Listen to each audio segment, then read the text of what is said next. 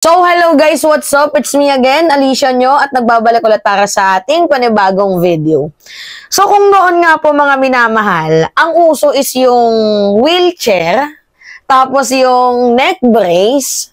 Ngayon naman, iba na, nag-upgrade na. From neck brace to wheelchair, naging hospital arrest na.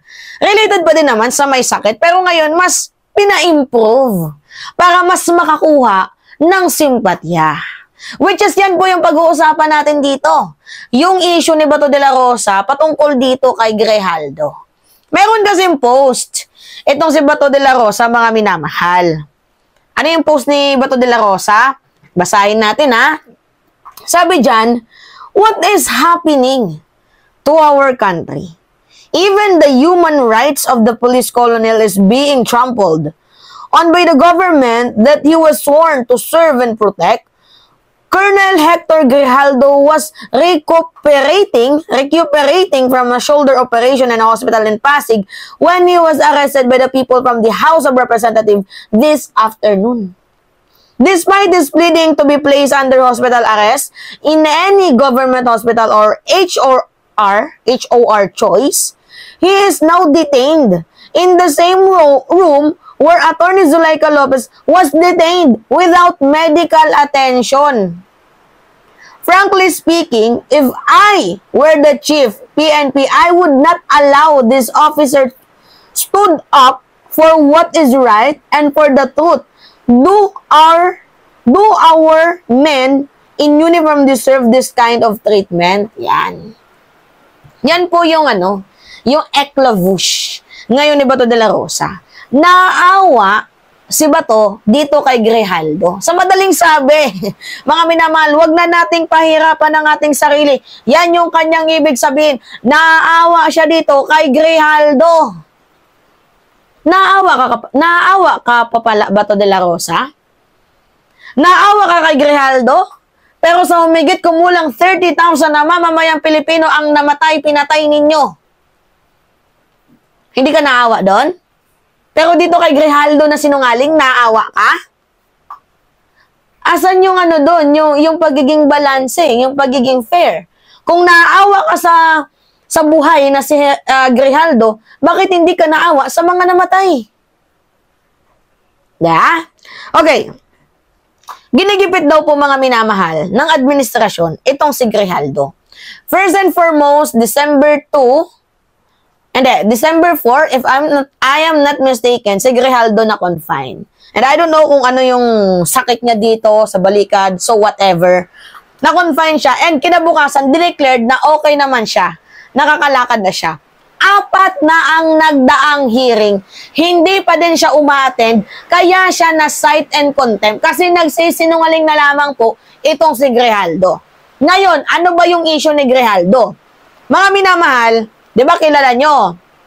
Itong si Rui Magarma. Itong dating ex ni former President Duterte na ikinanta siya. Di ba? Patungkol sa war on drugs na totoo. Yung reward money. Di ba? So ngayon, itinuro ni Rui Magarma itong si Grijaldo na involved din dito sa mga reward money system na to. Meron din pong alam itong si Grijaldo. To be, in fact nga, mga minamahal, ang nagbibigay nga ng reward money na yan kapag merong napapatay na mga tao, depende sa ulo.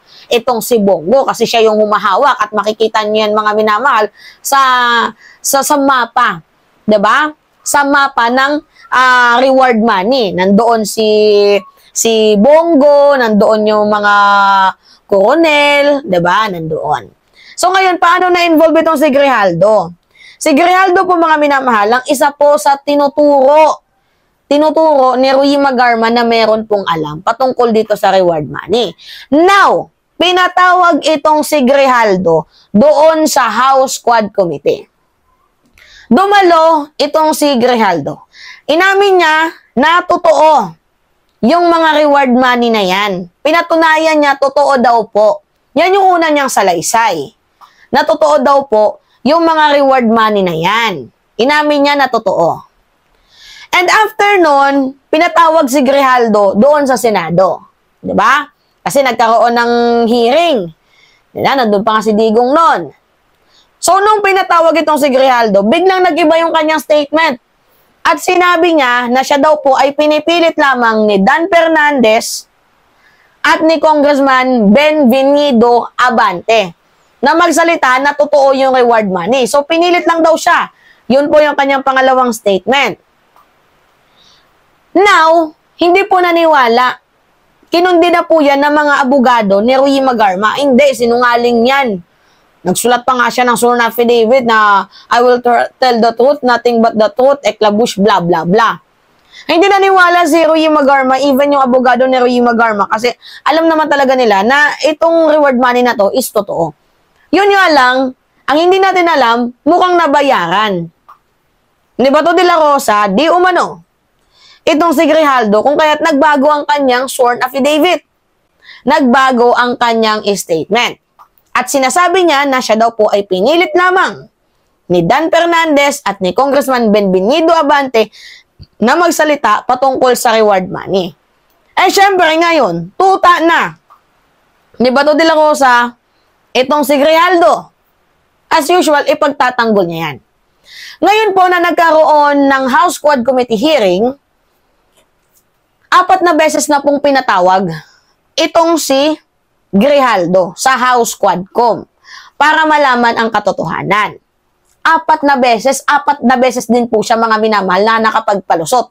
4 na beses na pinatawag, 4 na beses din pong gumawa ng palusot itong si Grijaldo. Eh, syempre, di ba, nagsalita ka dito sa House Quad Committee na totoo yung reward money, tapos pagdating doon kila Bato, nilaglag mo yung House Quadcom na hindi totoo, kasi yung mga fabricated lang yon.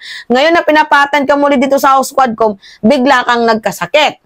Bigla kang nagkaroon ng ano dito. Ewan ko kung anong drama mo yan.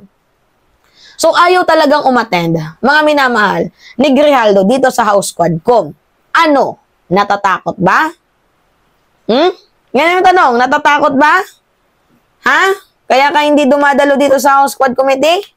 Ang tapang mo pagkasama mo si Bato de la Rosa. Diba? Tapos pag nandito ka naman sa House Quadcom, na kung saan iniimbestigahan ka lang naman, talagang namimilipit yung yagballs mo. Diba?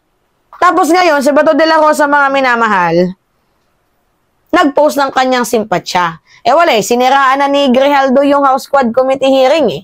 Kaya, nung nasira, pero hindi naman nasira, mga minamahal eh. Wala naman pong naniwala dito kay Grijaldo kasi mukhang halatadong binayaran siya ni Bato. Diba? Si Bato pa ngayon nasira dito eh.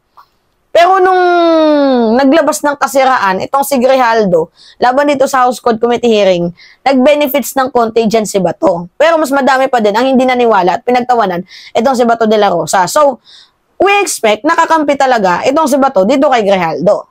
Yeah? So, yun po mga minamahal, yung kwento dyan patungkol dito kay Grijaldo. Yeah? Tapos ngayon hindi maka-attend. Tapos ngayon bigla nyo sasabihin, ay ginigipit. Ay wala ba kayong awa sa police colonel natin? Ganyan-ganyan. Walang awa, naawa ka kay Grijaldo, buhay pa yan. Sa mga pinatay mo, hindi ka naawa? Kupal ka ba? Hindi, nagtatanong lang ako, kupal ka ba? Sa mga pinatay ninyo, hindi ko naawa, pero dito kay Grijaldo na buhay pa, na nagsisinungaling, still kicking in alive, maawa kayo? Anong kakupalan to? Wag nga kami Bato. Wag kami Bato. Jijimunyo ka. So, mga minamahal yun po. Anyway, pahingi lang po ako ng like, tapos comment, tapos pakishare na din po itong video na to. Maraming salamat sa inyong pagsubaybay at inyong pagtutok sa ating munting channel. Maraming salamat. Ingat mga kababayan.